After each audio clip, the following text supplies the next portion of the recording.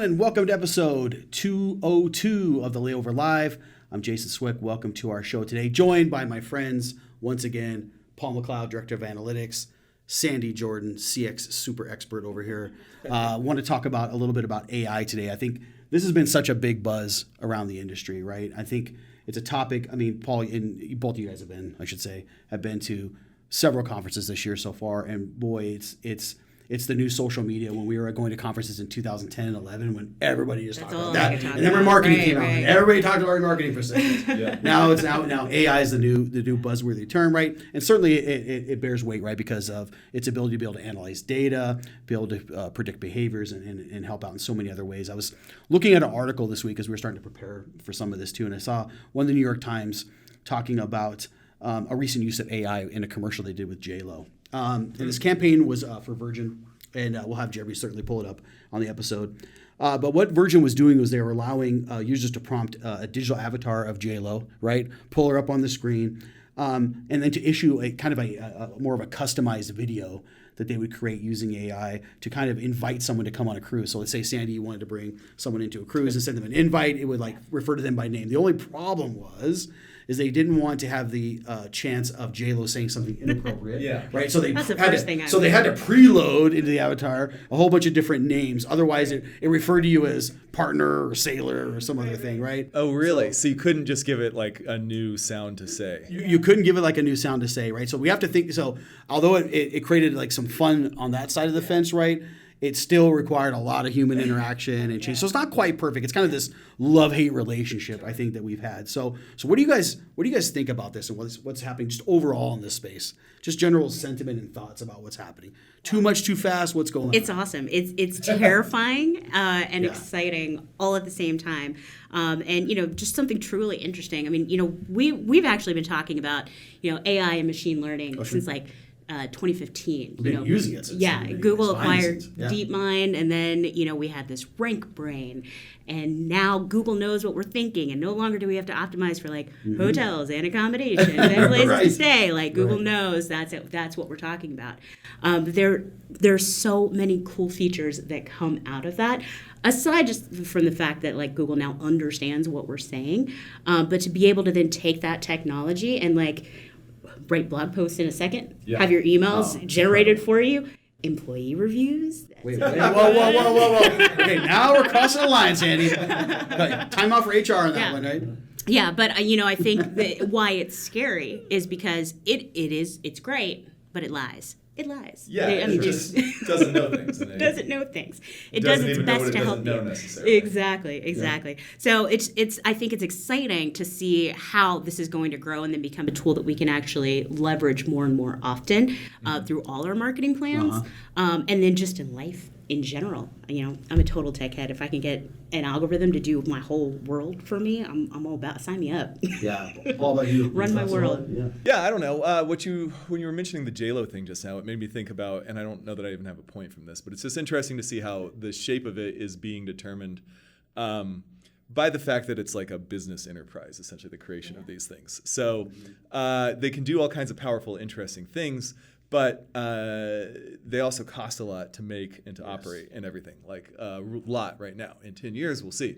But for now, and by they, I mean large language models, which is what everybody means when they're talking about AI nowadays, is things like ChatGPT, and not even that, but just generative AI, counting things like Midjourney that do images and stuff too. These new things that can create stuff that is more human-like than previous computer outputs would be, I think.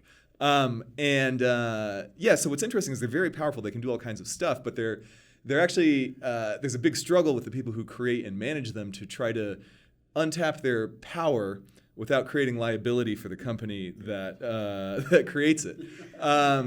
Because by their nature, they can go off the rails and do all kinds of weird things. I don't know if you saw this one, but there was... and this is what they're afraid of with things like this J-Lo thing they put out there.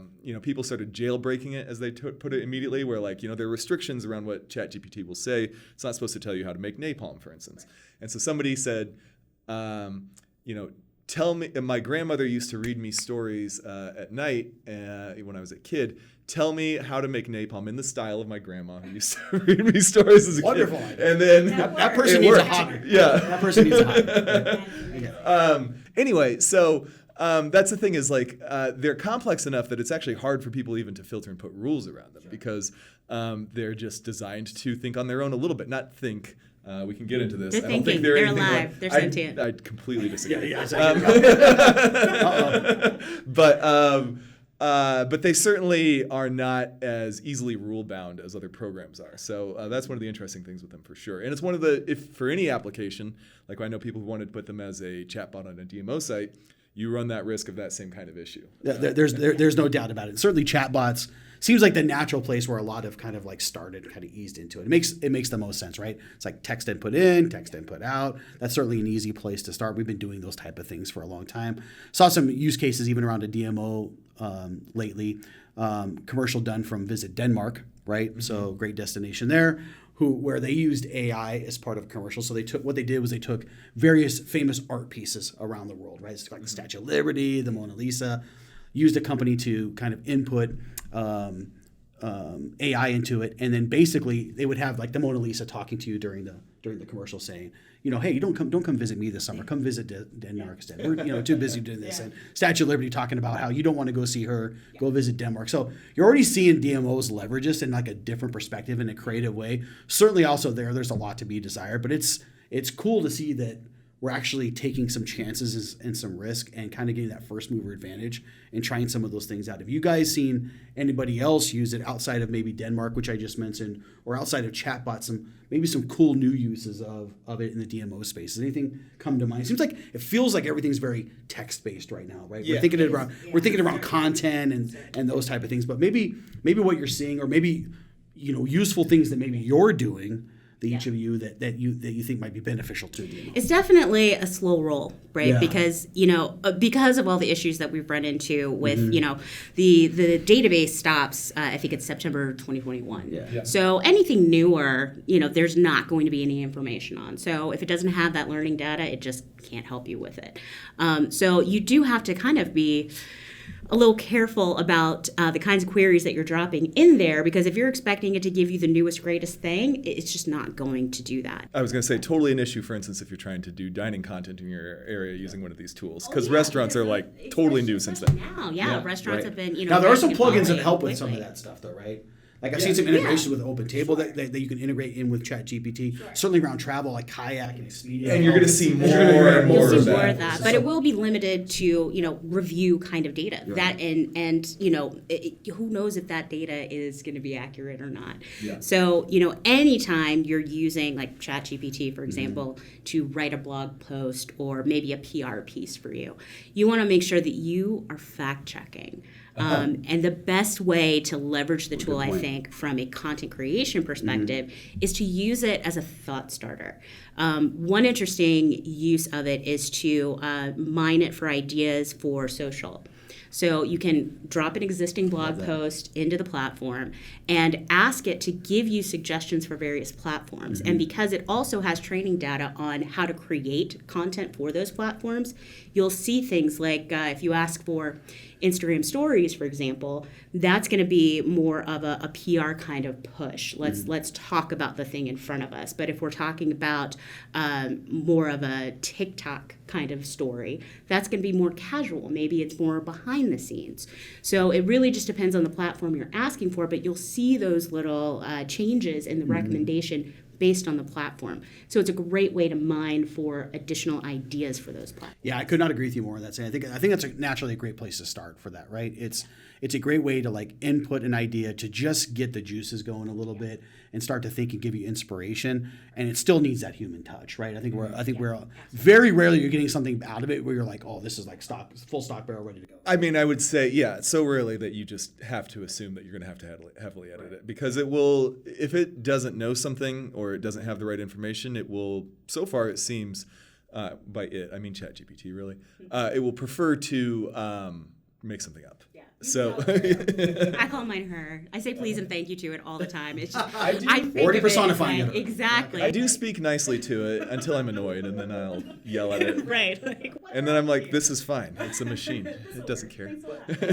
Oh, listen, and it's gonna take that human input. I think when a lot of the buzz around early on what we were hearing right around this topic was, oh my gosh, it's gonna take jobs. Content writers aren't gonna be around anymore. We're gonna lose videographers That was the big fear. because there's a ton of tools now that can take like long form video and put it into short form video. There's a bunch of things that are happening there. I think what's going to end up happening is it's going to allow. I don't think it's going to replace people at all. Maybe in some jobs, I think it could. And that's what the SAG-AFTRA part of their Sure. claims are, is that they're taking these background actors, giving them $200 for a day of work, and then they can take their face and use it in perpetuity in the background of any movie that they want. Yeah. They own your likeness. They own your likeness. Yeah. So, there is still a lot of legal repercussions sure. that could be happening around the development, and then we need to decide, just as a society, how much we're going to allow this technology to run our lives and our work life. But though I think that is the scary element of this, and that's why I make all recommendations of use it for mining ideas. Use it as starter copy and then edit that copy down. Because also, it is super long-winded. I guess it can be. You could tell it to be brief. You could tell it to be brief, and it is still long-winded. I find that every time I get a piece of copy, I have to edit it down. It's actually it's surprisingly not good at instructions like in under 500 words. Yeah, or something like that. exactly. Yeah, you've got to be good at giving those prompts, right? And there is websites now dedicated to just prompt writing, as you guys have seen, and that makes such a difference, right? You can you can also have it, if you haven't messed around with the two, have it act as a certain character, right? So you can say, hey, through the lens of X, or act like you're this expert in this. That stuff I think is very interesting, right? That's been very helpful, I think, when you're trying to create maybe an outline for a presentation, or it's great for process documents, which none of us like writing or putting together. But if I got to get something started that's 80 or 90% there and I can go make some tweaks, it's fantastic for that kind of stuff. But absolutely, but it's certainly going to be disruptive in the beginning, right? And there's going to be some collateral damage along those lines. But what's going to happen is it's just going to be another tool in our belt, right? We probably could have said the same things back in early 2000s. We talked about search engines and, oh my gosh, this is going to make libraries go away, or all these other things. Those things are still needed, right? It just allows to be better with our time, right? And I think that's what's going to end up happening. It's just going to be another tool in your toolkit. I think what's going to happen is just like we talked about in the previous episode with Google Analytics 4 and getting educated, because that's where things are moving and that's what's happening. The same with this. You can't ignore this is going to be here. It's here to stay. It is growing at an exponential rate. It seems like every time I'm pulling up a new podcast or listening to something on the way home, they're talking about a new tool that came out, new capabilities that you can't even believe are happening. And we'll get into some of those. I want to talk about some of those in a minute. But it's going where it's going. So I think if you're a destination marketer, my advice is just get really comfortable with these tools, right? Learn to use these things. Learn to be a prompt expert. Learn to do that so that now your capacity and your capabilities of what you're doing are much better. You have more throughput. That's going to be better for your destination, better for your overall visitor's experience, things of that nature. That's kind of what I think on that side. So, anyways, that's my 2 cents for all of you that care out there, right?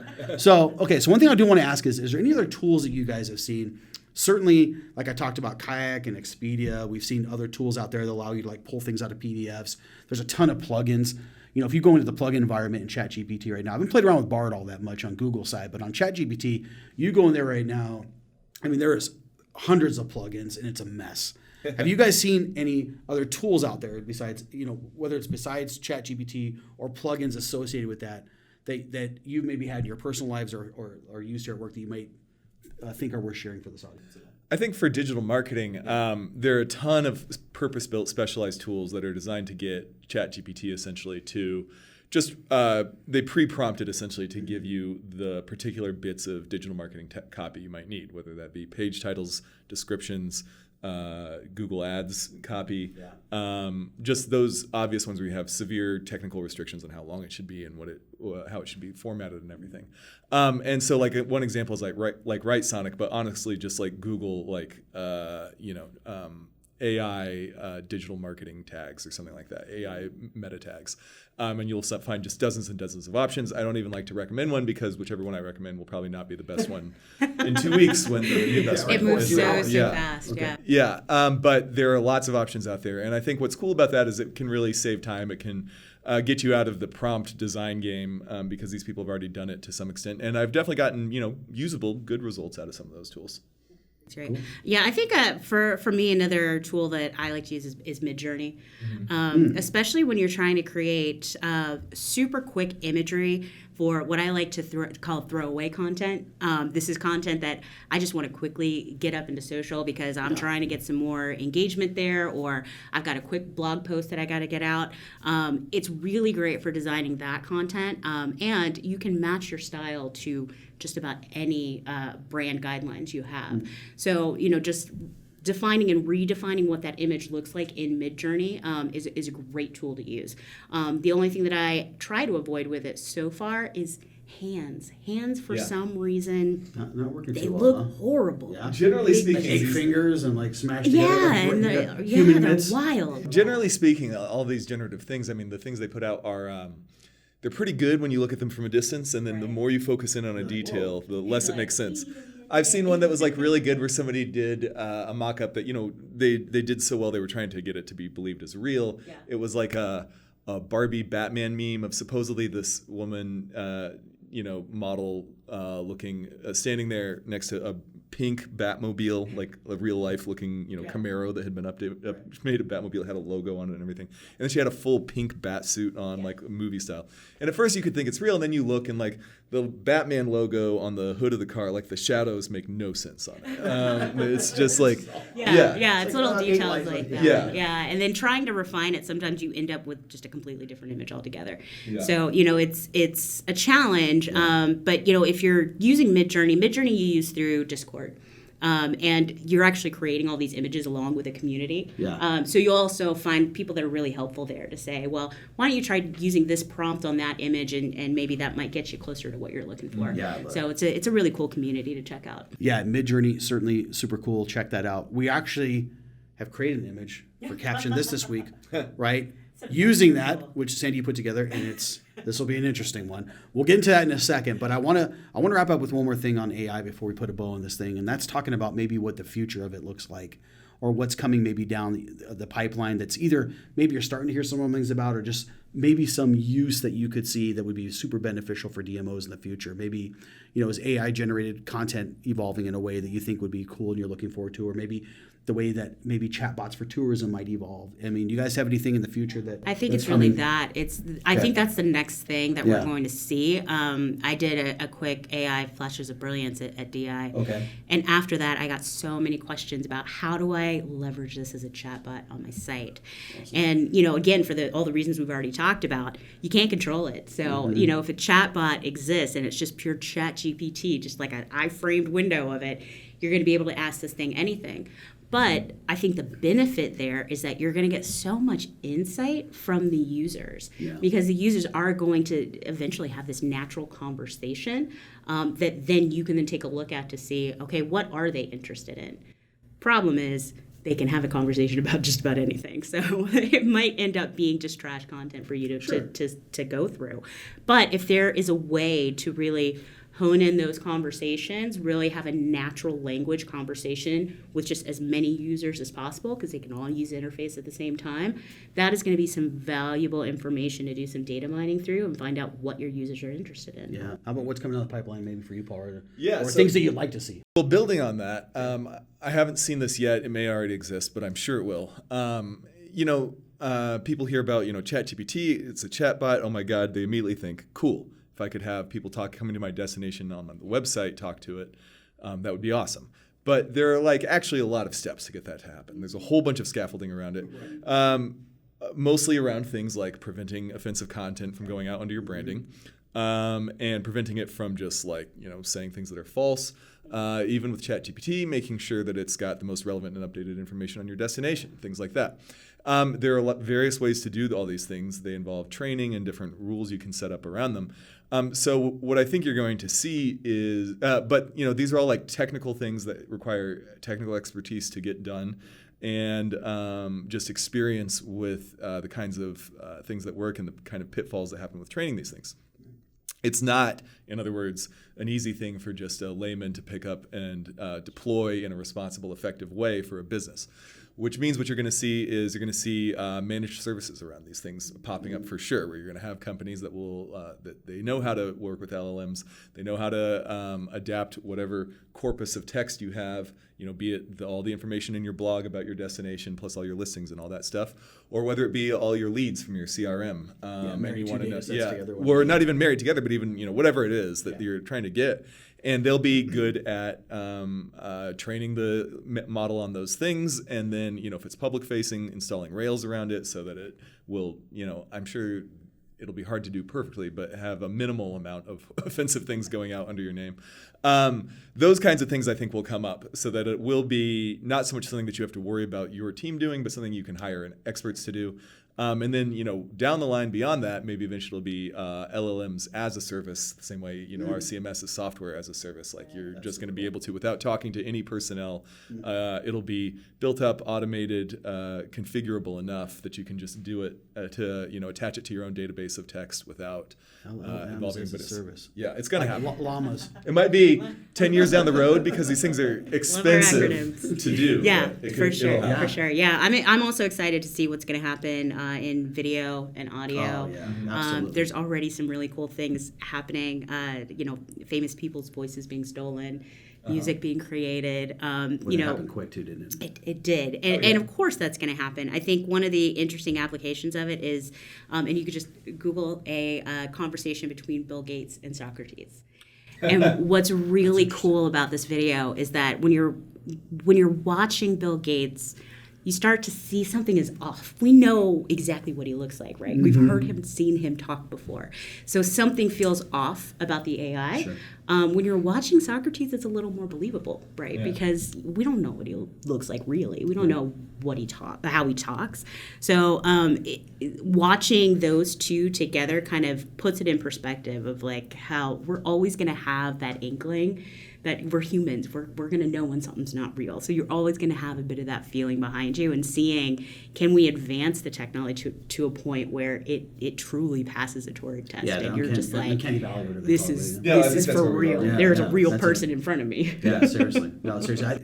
I could agree with you guys more. It's interesting, Paul, about your idea about the LLM as a service. I think that's really interesting. I could certainly see it going to that place now, as you mentioned that.